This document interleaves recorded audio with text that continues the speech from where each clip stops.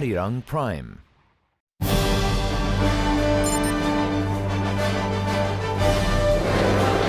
On March 26th, the world's spotlight fell upon Korea. Heads of 53 states and 4 international organizations convened in Seoul to find ways to strengthen nuclear security.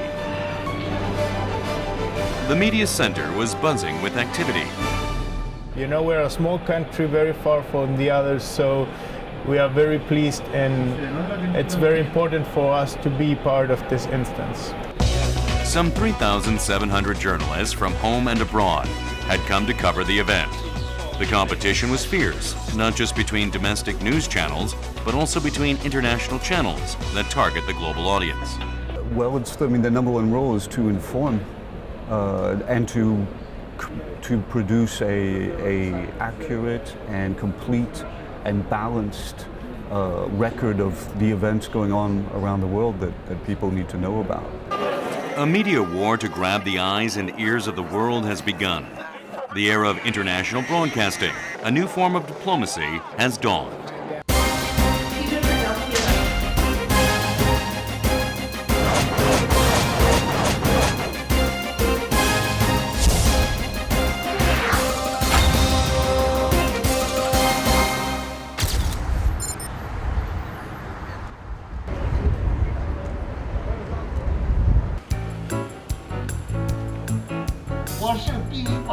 Mr. Soquel is from France and currently works as an English instructor in Beijing.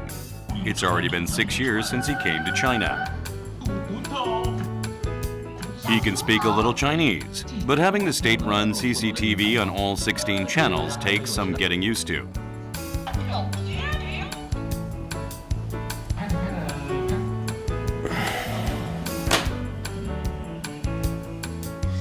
Nevertheless, Mr. Soquel gets daily access to news from his homeland on the internet.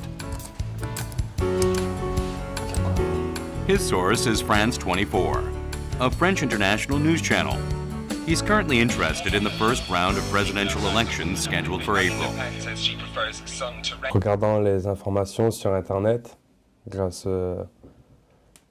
sur les sites par exemple France 24 ou Le Monde, ça m'aide à me tenir informé pour les élections présidentielles de mai et pour savoir ce qui se passe aussi en France.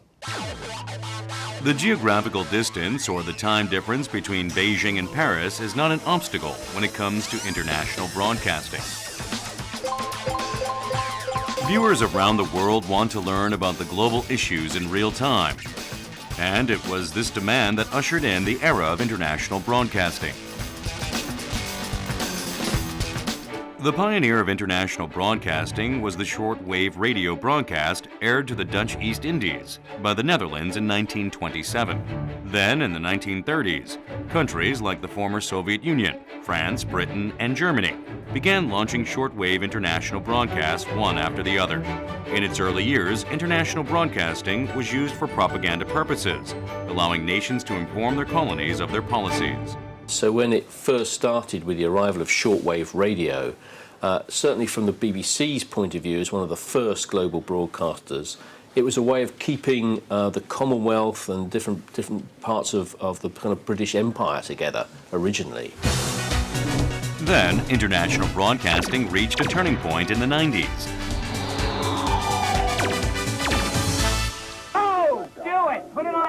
There was an incident that forever changed the dynamics of international broadcasting. Around the government buildings erupted in fire. There must have been 200 guns firing to the sky. It was the coverage of the Gulf War in 1991 by a CNN reporter named Peter Arnett. Back then, CNN was the only news channel from the West to cover the situation in Iraq for the international community. The battles were aired live across the world, and the viewers witnessed the war unfold in their own living rooms.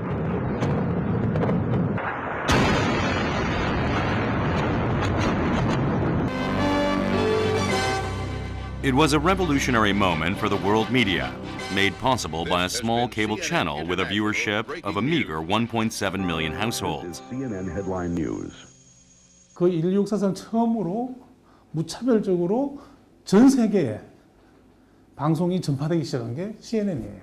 전 세계 지도자들이 자기 나라의 외교관이 아니라 그들보다 먼저 CNN이 전해주는 생생한 영상을 통해서 세상을 경험한 최초의 시기가 되는 거죠. 결국 그게 CNN이 전 세계의 어떤 방송혁명, 국제방송 혁명을 만들어내는 거예요, 이게. Since that historical moment, CNN has become the byword for 24-hour breaking news and has been representing the voice of the United States. Coming up next. This just into CNN. There's no limits.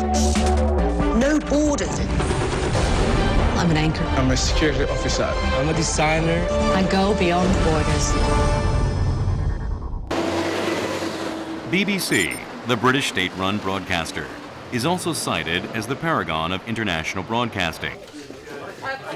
BBC's international broadcasting consists of BBC World Service, its radio broadcast, and BBC World News, its TV channel. Setting itself apart from BBC's domestic services, BBC World delivers special reports as well as international news that reflect the characteristics of their target regions. Although the government provides support for the license fee, BBC's freedom is guaranteed to the fullest. It is not the mouthpiece of a government. It does not have an agenda. It does not represent anyone's view. The strength of the BBC and the reason why we are the largest international broadcaster in the world is because we are independent, is because we do impartial news. During World War II, BBC was the only channel to deliver the disheartening news from battlefields, while other stations were busy airing false news of victory to boost the morale of the Allied forces. Since then, BBC has become the symbol of trust for the global audience. One of the strengths of the BBC and the reason it's been successful is precisely because people realise it never has been propaganda, that it has always tried to have an independent view of the world, and that's been its strength, and that in the end has reflected more credit back to the BBC and back to Britain for operating it in that way. If World War II brought BBC glory, the Gulf War dealt a huge blow to its pride.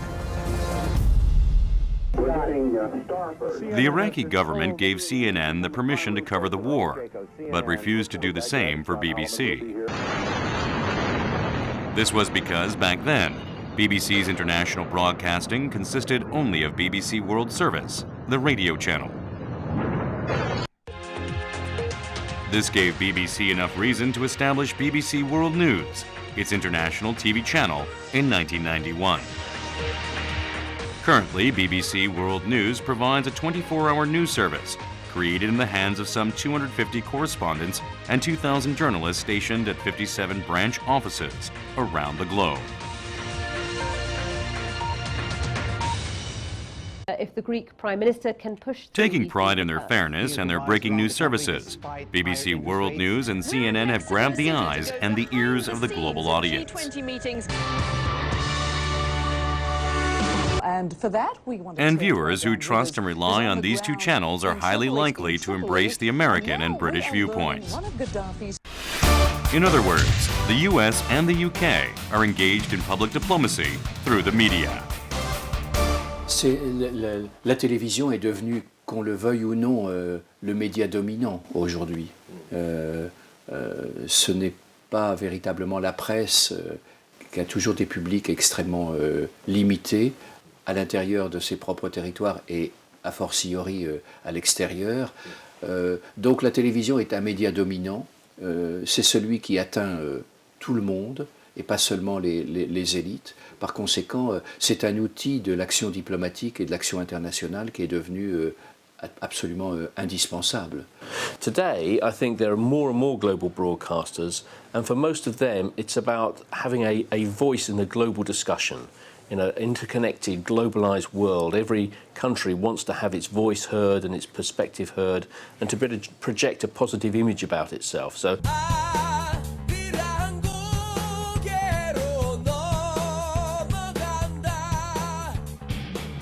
Aside from asserting the political position of their nations, international broadcast channels also aim to improve their country's images. Nothing is more effective in promoting a country's traditional culture than the media.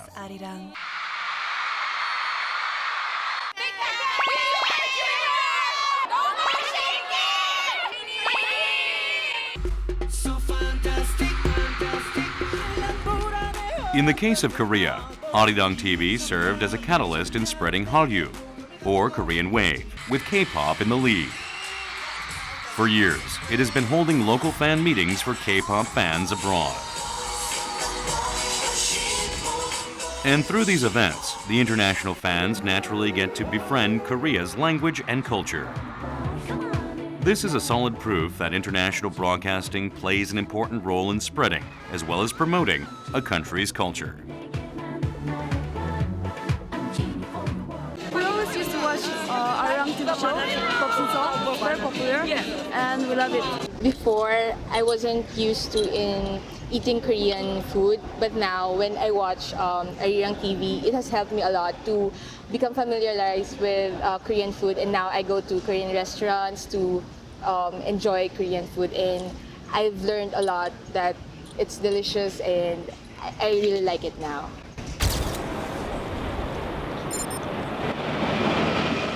London sits some 9,000 kilometers away from Seoul, with an 8-hour time difference.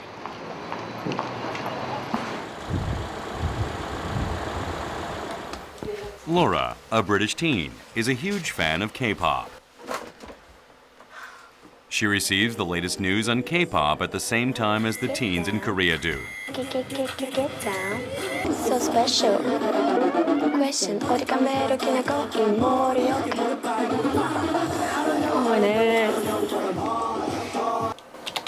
Her source of information is the website of Arirang TV, an international broadcast channel aired in English.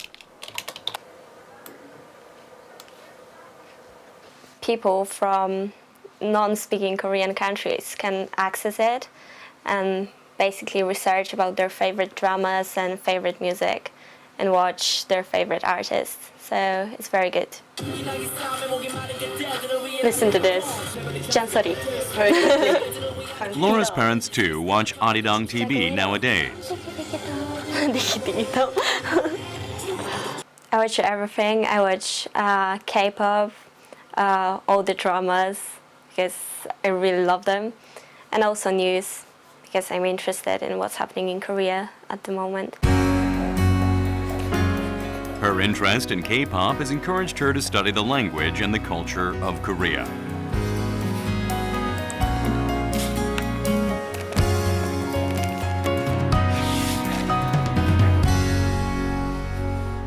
What's that? Oh, it's black. Her parents have also learned about Korea through Arirang TV.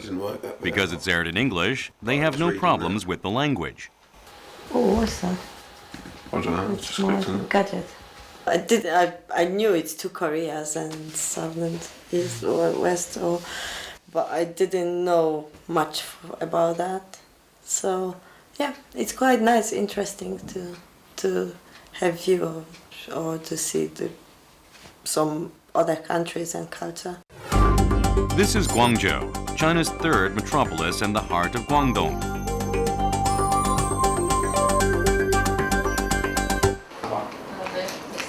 Liu Liping's family has gathered to watch a program on Arirang TV. In Guangzhou, people can watch Arirang TV programs on TV instead of the internet. This is possible thanks to a program exchange agreement signed between Guangdong TV and Arirang TV 2 years ago. 700 million viewers in Guangdong, including Liu Liping's family, get the latest updates on Korea's news and culture on Arirang TV. Women a soft appearance. Plus, they are the girls. 哦，那我自己也去过韩国，但是我去的只是局部的去几个地方。但是我通过看电视呢，我看的面就更广了，有新闻啊，有时尚的东西啊，有很潮流的东西啊，还有民间的生活啊，那当然给我的视线更宽广了。International broadcasting is the most direct and effective tool for understanding a foreign culture.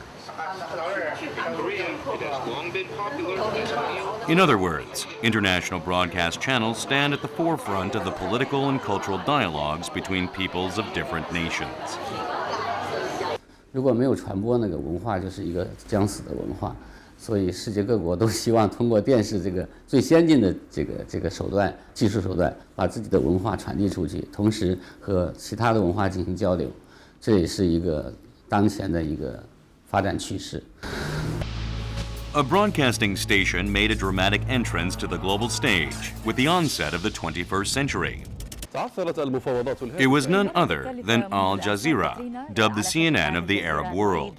كان لهذه الجرأة Al Jazeera first revealed its influence through the anti-terrorism war that the U.S. waged against the Taliban and Al-Qaeda after 9/11. Its coverage dealt with areas that were off-limits to the Western media. Which they are trying to implement on this world, or Osama bin Laden's exclusive interview and his two statements denying any responsibility for the 9/11 attacks were all aired by Al Jazeera. هو من جلدتكم وعلى ملتكم وأحسب أنه محايدا. The war between the U.S. and Iraq that broke out in 2003 led to a media war between the Western media outlets and Al Jazeera.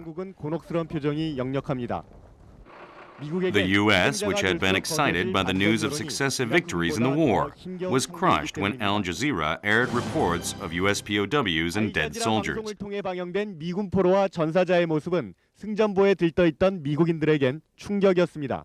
But of course, I know my son. He looks so scared being the interview live. America had met another opponent, Al Jazeera. I expect those people to be treated humanely. If not, the people who mistreat the prisoners will be treated as war criminals. Right. To pacify those against the war, CNN hurriedly sent out its exclusive interview with the U.S. Secretary of Defense. Geneva Convention makes it illegal for prisoners of war to be shown and pictured and It was then that the monopoly the Western media had enjoyed since the end of the Cold War was shattered. Strength is that we try to broadcast news from a different perspective, so looking at the world differently to CNN and BBC World. There would be no point in Al Jazeera existing if we did exactly the same stories as them. This is the London office of Al Jazeera English, the international broadcast channel of Al Jazeera. Starting with Qatar in 1996, Al Jazeera English opened offices in all Middle Eastern countries, as well as the major cities around the world. The London office alone has over 50 permanent employees. What's notable about this channel is that its base is in a specific region rather than a country. This design stays true to Al Jazeera's founding goal of representing the voice of the Middle East and speaking out against the Western media led by CNN and BBC. There's a lot of focus on the developing world. There's a lot of focus on different types of stories that are underreported on CNN and BBC World, and the Western media in general, who we think focus too much on what's going on in Western capitals. Now, obviously, that's incredibly important part of news, but we think there's more to news reporting than just that. Al Jazeera boasts a global viewership of 270 million. TV viewers in the Middle East and African regions in particular show staunch loyalty to the channel because it voices their issues that were once buried and unheard. Every day, people are being murdered here.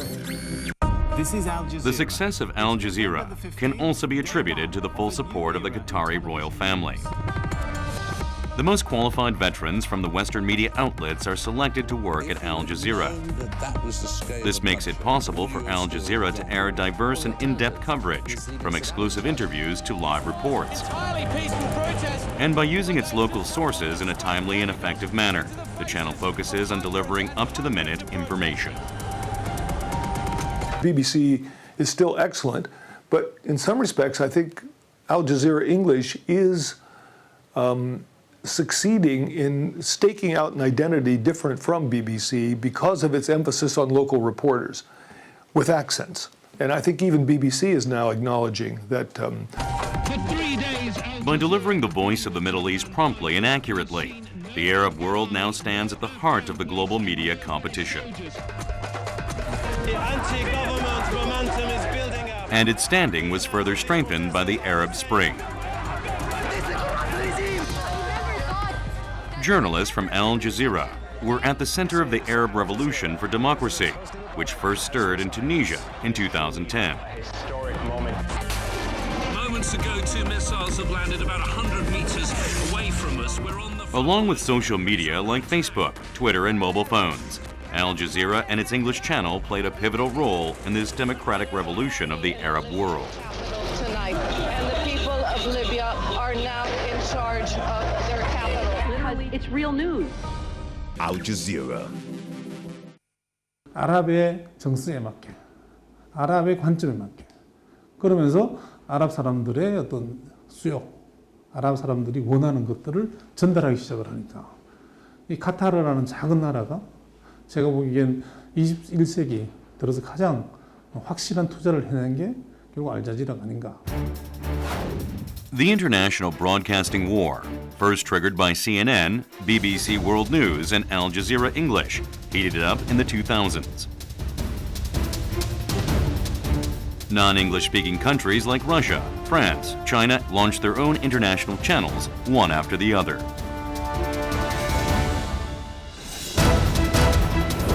After the Cold War, nations began to focus on the varied interests of other countries around the world.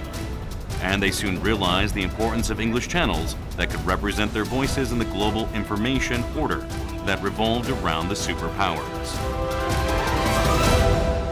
They no longer wanted the world to understand Russia through the BBC and CNN. They wanted to have their own broadcaster. So you had suddenly Russia Today, or Russia Television, and we just have seen a repetition of that around the world. And technology has made it far easier, and the cost of starting a broadcaster has dropped precipitously. Russia was one of the two superpowers that divided the world during the Cold War. The ambition of the Russian government to relive its past glories led to the birth of Russia Today, an English news channel in 2005. You need to know this. Flooding around the nuclear plant. How much of a danger does this pose? It airs news and educational programs that introduce the Russian perspective to the global audience. Aired in over 100 countries across 5 continents, the channel's diversity has even charmed ordinary TV viewers who are not interested in news. One survey even showed that the viewer ratings of Russia Today in the U.S. surpassed those of other international channels. From New York City, India, here in Antarctica, Chernobyl, St. Petersburg, RT, Washington, D.C.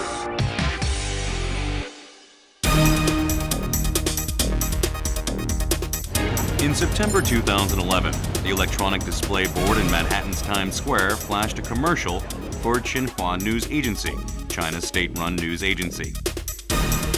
It was a clear message from China, informing the world of its ambition to rise as a media powerhouse.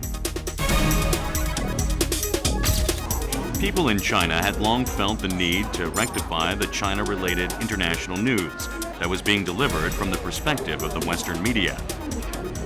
The time had come for China to make a voice that matched its international standing. 首先，他们对中国不太了解，报道的有些地方比较失实，可能是用他们的价值观来解读中国的文化吧。If we want to speak out the Chinese voice or report some of the international news in the Chinese perspective, we should open some of the English channels. CNC World is one of the fruits of China's ambitious response to the global media war. A subsidiary of Xinhua News Agency, CNC World is an international channel that was launched in July 2010.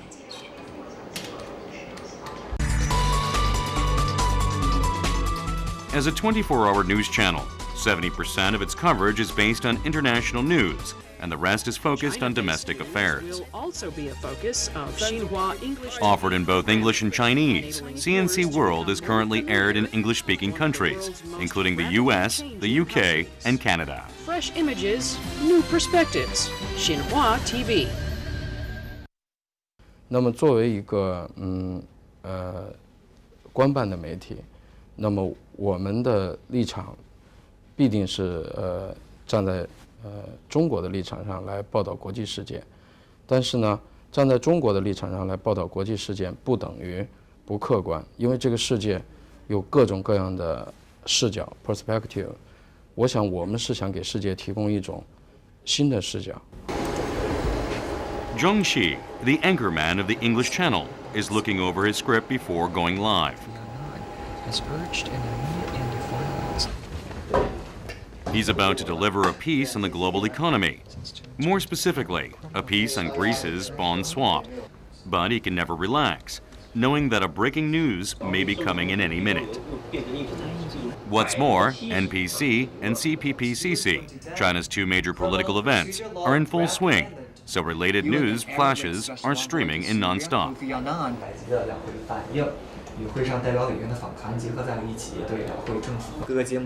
After the news is aired, the crew attends a meeting led by the anchorman. During this time, they go over the coverage of other international news channels. 稳增长等关键词制成动漫图表。Sometimes they report differently from what we tend to think here in China, and I think that's probably because people don't understand China as much as they think they do, and possibly because that they try so hard to report on something, and that's why that's where we come in. That's why I think it's important that a different perspective exists so that we can report on the same thing from different angles, from different perspectives. CNC World is launched after the Beijing Olympics, when President Hu Jintao called for a better performance by the state-owned media outlets on the global stage. The order came when China already had the English channel CCTV 9. The goal was to use international broadcasting to undermine other nations' wariness of China and turn the public opinion in favor of China. To this end, the government invested $6.3 billion on 3 state-owned media outlets: Xinhua, People's Daily, and CCTV. CCTV 9, China's existing English channel, also went through drastic changes on the back of this massive support. CCTV 9套，因为它是一个10几年的电视台哈，它最近2年有一个改版，就是它把它变成了一种新闻频道。原来它是以文化作为主打内容，所以在中央电视台不断扩张的同时，那么新华通讯社也创办了自己的电视台。这2年，中国政府包括中国的社会各界都希望更多的向世界传递中国的声音。Just as Al Jazeera shattered the media monopoly of the Western world in the early 2000s, China too is out to reshape the global media. 20-minute studio-produced program. And it has chosen English instead of Chinese as its tool for communication. Provider will be enhanced by a nationwide TV network. 因为我们知道这个英语是世界上主要语种，而且世界上主要发达国家、强势国家都使用英语，特别是美国在使用英语，所以办英语电视台呢可以打入国际的主流社会，让世界了解中国，这是中国政府办这些电视台或者是支持的一个主要的理由。France used to lag behind in international broadcasting, especially considering its economic power and national standing. Since its colonial days, it has had many countries under its influence, and this seemed to be enough. The fact that France, which is fiercely proud of its language, has jumped into the English Channel war reflects the changing landscape of the world. C'est un pays ouvert, un pays avec des origines variées, avec des gens qui viennent de tout horizon. Donc une chaîne qui favoriserait cette présentation du pluralisme, ça peut être bénéfique, je pense. Aussi pour montrer que la France est un grand pays d'information, Voilà, et puis on n'a rien à envier à CNN et la BBC. Elle supporte mal de vivre dans la nostalgie d'une gloire qui n'est plus la sienne. Elle était un peu le centre du monde au XIXe siècle, puis elle s'est fait voler la place par évidemment les États-Unis et l'Angleterre. C'est vrai qu'elle a un peu l'impression que l'image qu'on renvoie d'elle à travers la BBC, à travers Deutsche Welle, à travers CNN. The outbreak of the Iraq War in 2003 made people rethink about the French voice in the international community. Et lorsque notre Premier ministre Dominique de Villepin a fait son discours aux Nations Unies contre la guerre en Irak, nous n'avions pas de chaîne française pour pouvoir montrer au monde entier que la position française n'était pas la même que celle des Américains ou des Anglais. Et c'est pour cela que le président Jacques Chirac a souhaité la création de France 24. France 24 is the French international broadcasting service that was launched in 2005. It offers programs in 3 languages: English, Arabic, and French. The 3 channels are run independently. Each focus on the issues of its corresponding region. However, regardless of the different languages, there are 3 keywords that represent France 24: diversity, controversy, and culture.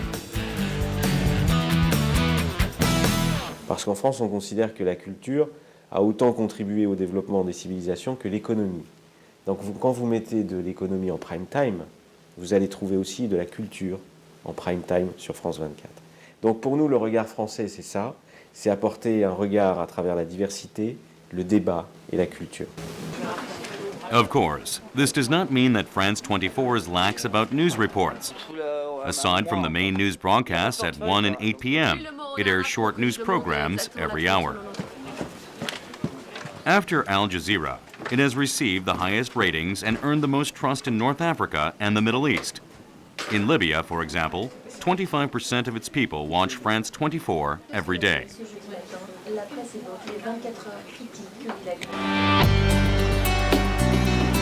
The Ministry of Foreign and European Affairs in France is helping France 24 with the diplomatic procedures required for broadcasting abroad. The Ministry of Culture is in charge of the channel's budgets. Les seules choses que nous faisons ici au ministère, avec nos collègues du ministère de la Culture, c'est de faire en sorte que les crédits, l'argent soit bien dépensé. Et donc, nous assurons ce qu'on appelle la gestion, qui est plus une gestion financière et budgétaire qu'une gestion concernant la politique éditoriale de la chaîne. Il n'en est pas question, les journalistes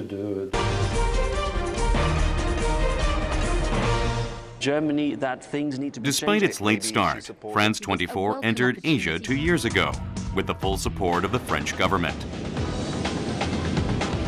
Having already taken root in Europe, Africa, and the Middle East, it is on the lookout for more viewers in new regions.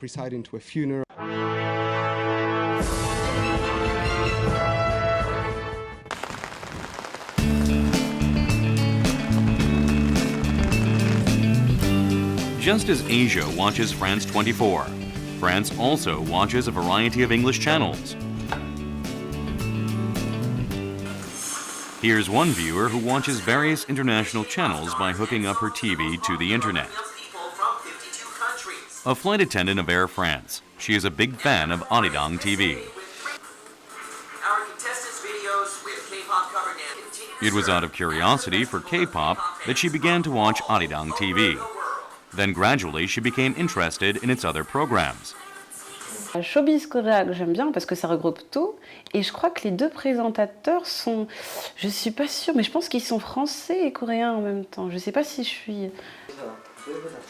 Her interest in K-pop has spread to the Korean society and culture. Donc du coup, il y a de la haute technologie, il y a des films, il y a le cinéma, enfin il y a vraiment tout.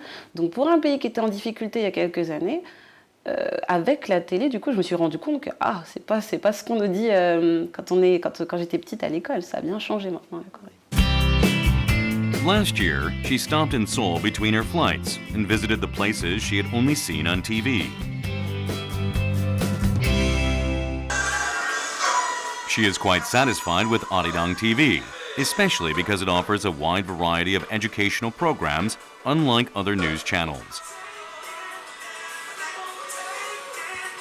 And now, Arirang has become a channel recognized and loved by households throughout the world.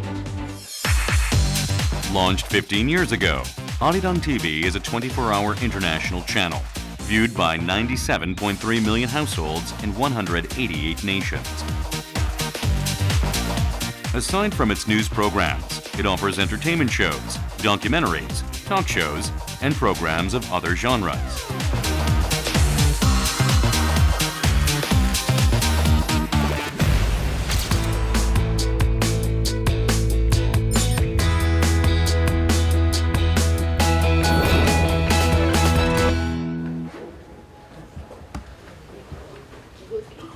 This is the studio of Arirang's signature show, Korea Today.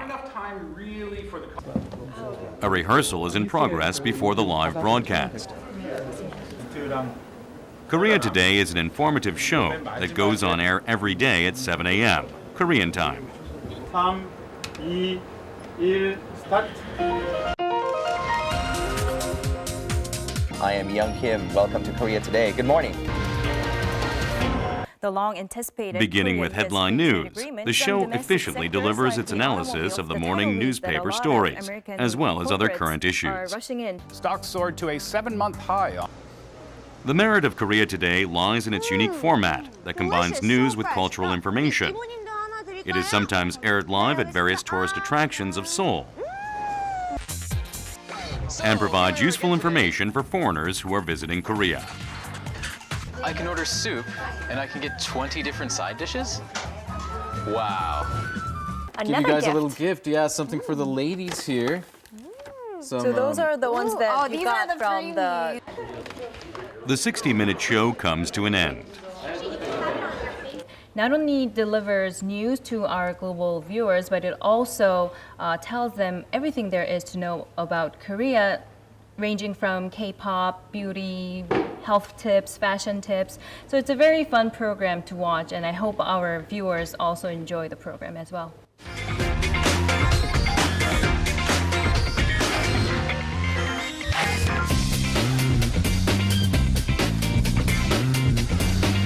Asia's heartbeat. Arirang. Really sets Arirang TV apart is that while most of other countries, national TV stations really sort of focus on news, we have the fact that we can use different types of shows and programs to really represent Korea.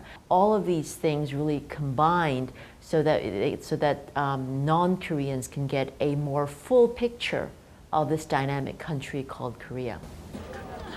This does not mean that Arirang TV has a weak focus on newscasts.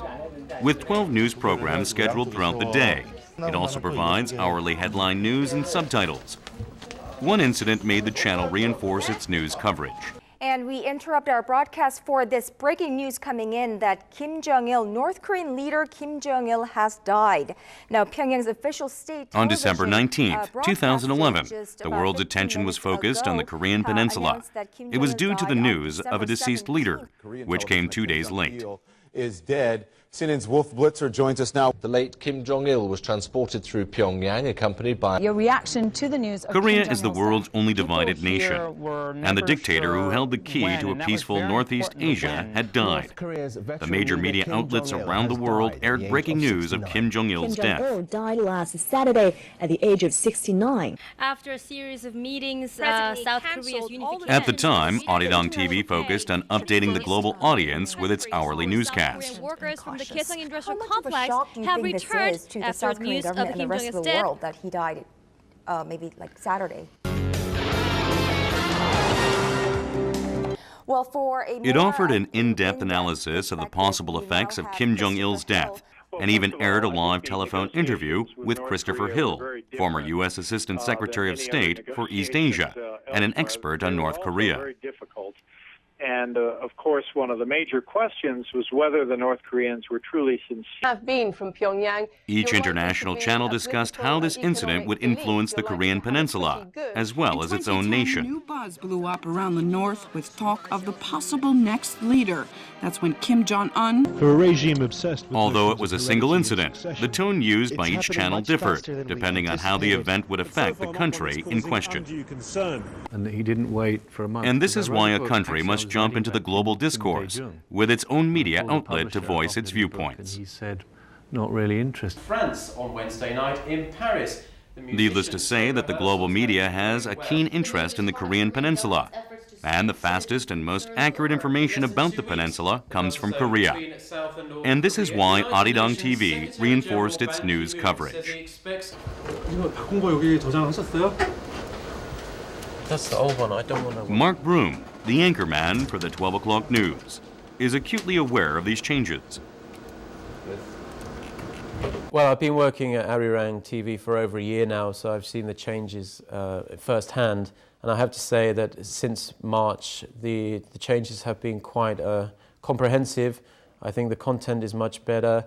The whole style, the way we present it is much better too. There's a much wider range of domestic, but also a lot more international news now. This spring, Arirang takes on a new look. Reinforcing the news department is in step with Arirang TV's aim to enhance the speed and accuracy of its reports on the rapidly changing international affairs. After all, the success of international broadcasting lies on strong journalism as well as content diversity. Here, behind-the-scenes story. An international broadcast channel that offers a wide variety of programs which are true to the values of journalism. This is the idea that Arirang TV strives to achieve. Ambassador to Korea. But does that mean that we're going to change into an all 24-hour news channel? I don't think so right now, because what we've been able to do and what has set us apart from everybody else is the fact that we represent Korea in different ways, not just news. All preparations are now complete to take the lead in the fierce competition in media diplomacy. Arirang.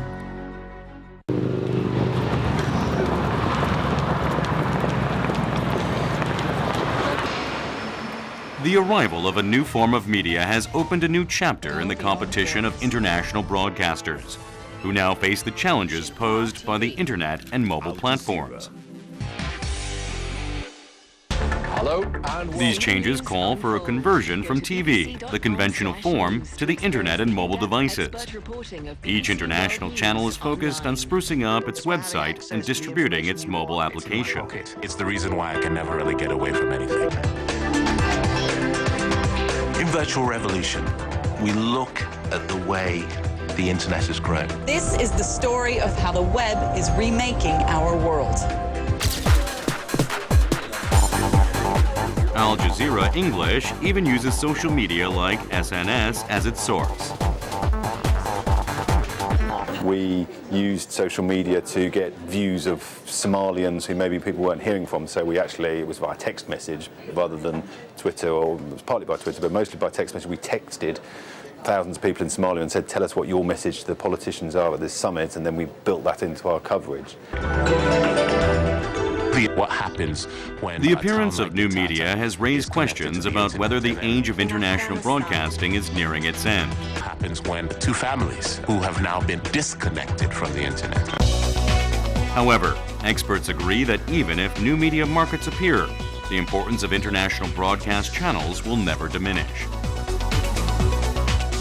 This is because what's important is not the form, but the content of the media. Pour qu'Internet puisse véritablement lui aussi être un outil de l'action diplomatique, il faut lui apporter des contenus, et ces contenus, pour l'instant, ils proviennent des médias que l'on dit historiques, c'est-à-dire des médias anciens, que demeurent la presse, la radio et la télévision. 제대로 된 컨텐츠만 있으면 이제 그걸 국제사회와 소통하는 것 자체는 어렵지 않다는 거예요. 그러니까 점점 더 누가 중요해지냐면 이 플랫폼을 가진 사람들이 아니라 플랫폼에서 경쟁력을 가지고 있는 컨텐츠를 가진 사람들이 중요해지는 거예요.